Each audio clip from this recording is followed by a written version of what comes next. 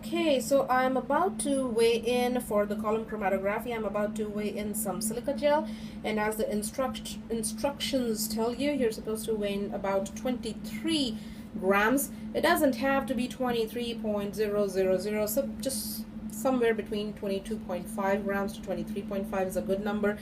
Realize silica gel is pulverized. It's very finely powdered sand. So I'm just going to open that for just a second.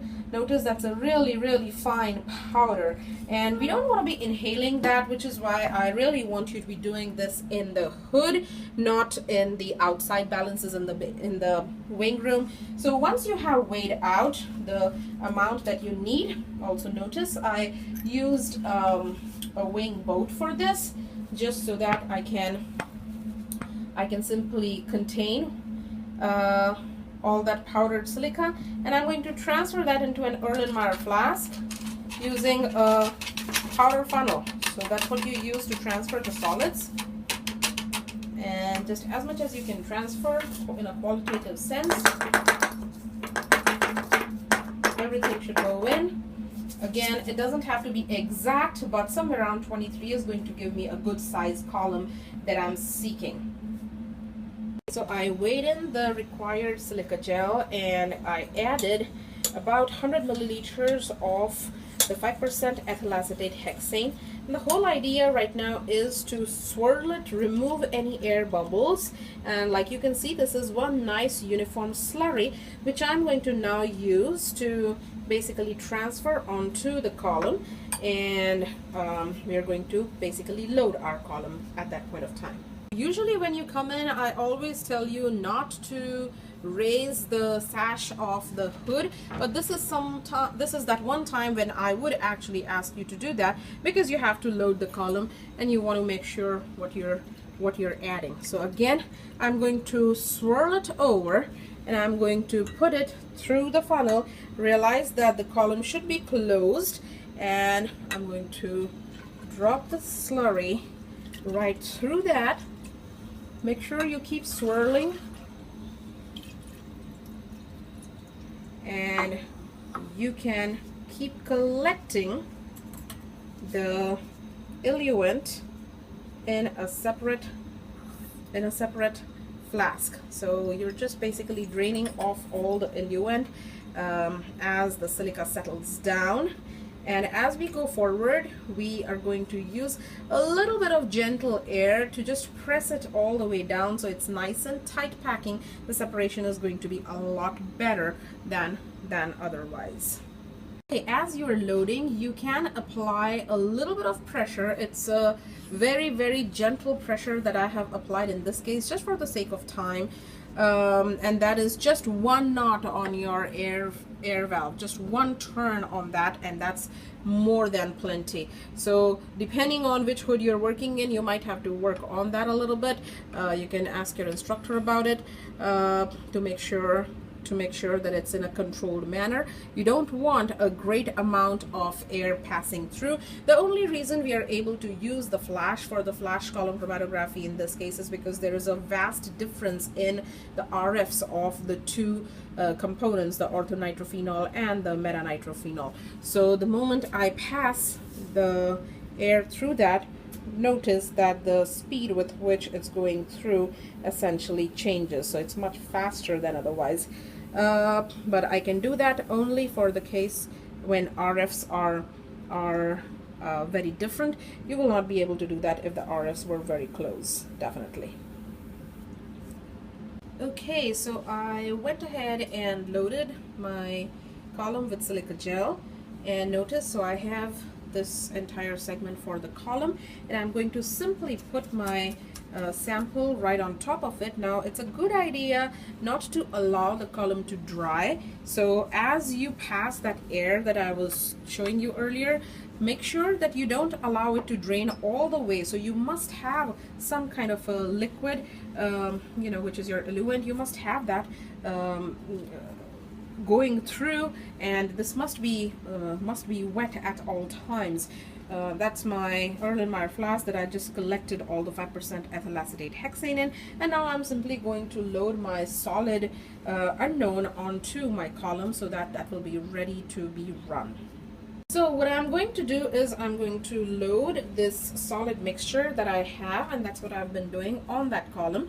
Realize when I started putting that in, I made sure that there was no eluent and it was one level, completely horizontal level. And you can use a spatula to do that, or you can slowly sprinkle that, or you can use weighing paper to aid for this. Okay, so after putting my compound, what I also did was I put in 2 spatulas of the sand, and it really is to basically keep this level completely linear. It should not be like bumpy, otherwise your components are not going to travel evenly. They are going to have a bumpy ride, and so we want to make sure that it's nice and smooth. Now we are ready to start eluting. Now as I'm eluting, notice I filled it all the way up to the top because I want to make sure that as it elutes, that yellow component, which is the orthonitrophenol, goes through first. And if I have to use the air to aid this, then I'm going to use that. So you want to keep this joint section kind of available, kind of open.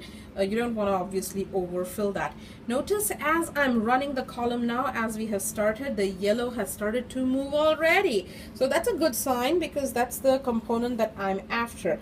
And I'm going to just allow the passage of the air so that it goes a little bit faster. Right now what's coming out of the column is just pure 5% ethyl acetate hexane. So this is something which can be reused really. You don't have to waste that. And once my yellow essentially hits the base, that's when I would start collecting my my fragment, and that is what is going to go on the rotary evaporator. But before that, whatever comes in, I can simply keep collecting that and I can reuse that eluent. All right, not a problem with that. Notice as I'm eluting this through, the yellow is moving forward and I'm collecting. What I'm collecting is still clear, so this is something, like I said, is reusable.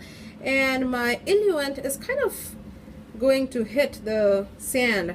Now before it hits the sand, I should stop my air passage and I should refill it, because recall we decided that we would never allow it to become completely dry. If that happens, you are going to see air channels within that, and again your column will basically not show a good separation. So maybe for another centimeter or so, when that goes down, I'm going to stop, I'm going to refill, and again keep collecting. Okay, so as you can notice, as I'm eluting more and more, my yellow band is kind of being pushed towards the bottom of the column. So you can perhaps envision that a column is like an inverted TLC. So yellow, which travel fastest in case of TLC, is going to be the first one that comes out of this column. Now I'm still collecting. What I'm collecting is still ethyl acetate hexane, so that's good. But probably as it hits that C section, I'm going to then change my flask and have that as my component run. But keep an eye on what's going on the top. You don't want to focus on just the column. You also want to look at where the eluent is, because you don't want the column to get dried at any given point of time. But hopefully you can notice, just the way we did in case of TLC, here's where your yellow part is, and this is probably where your second component is, and the separation between them, you can already see that. Notice as I'm eluting, essentially the yellow part is all the way at the bottom, and maybe one more run and I would be done collecting all of that. So at this point of time, I am going to, since it is coming really close to the sand, I am going to fill it up one more time and still keep collecting with the same polarity, the 5% acetate and hexane, because you want to make sure that all of the component A comes in together. Notice my column now is devoid of any yellow in this bottom region. That means all of the component A is now within my flask, which I'm going to subject to rotary evaporation. What's coming down now through the column right here is your second component. So I'm going to simply change the polarities, and that will bring that component faster, and we would be able to separate the two in two separate flasks. So once the component A was eluted, I then went ahead and changed the polarity, and I made it very heavily polar, which is ethyl acetate. So now I have been able to push the second component all the way down, and I'm going to use another lot so that I'm able to collect this portion in my flask, and that will be my second component. And I'm going to rotary evaporate both of these and determine the yield and the melting point for both of these samples. So let's take a look at that. Okay, so I went ahead and collected the buff colored band that I was getting, and that is my second component. And so what I'm going to do is now stop the column, and we are going to transfer whatever we have collected. We are going to transfer that into a round bottom flask, a pre-weighed round bottom flask, and we are going to simply rotary evaporate that on the rotary evaporator. So we remove the solvent. Let's take a look at that. So this is where we are going to put, right by the trap, we are going to put the round bottom flask. The solvent is going to go all the way and get condensed, and your product is going to remain in your round bottom flask. You're going to just let it air dry. Sometimes we might see that we may not be able to completely get the solid, but since it's a low melting solid, that is a property, so you can simply put it on ice and it will crystallize out that way. If not, if you just let it air dry, that should help as well. And then once you have it nice and pure, you can simply get the yield, and you can do the melting point as you have been running the melting point for your other compounds that you have been isolating. So for the waste disposal, all you have to do is push the silica gel down, and so I just used, like, again, a very gentle flow. I hooked up the air line into the nozzle, so it's going directly into the waste container. You don't have to breathe it, it goes directly into the waste container and in a nice clean manner. And after you're done, you can simply rinse it with water, and that is about it. Now that we have completed our rotary evaporation, I did want to show you both the fractions that we got. We have the two components, the meta-nitro and the ortho-nitrophenol, separated in two different flasks. So I'm going to go ahead and take the melting point and the yields for these, but hopefully you can realize and appreciate the preparative sense of column chromatography, as you are able to see the two fragments in two separate flasks at the end of the day.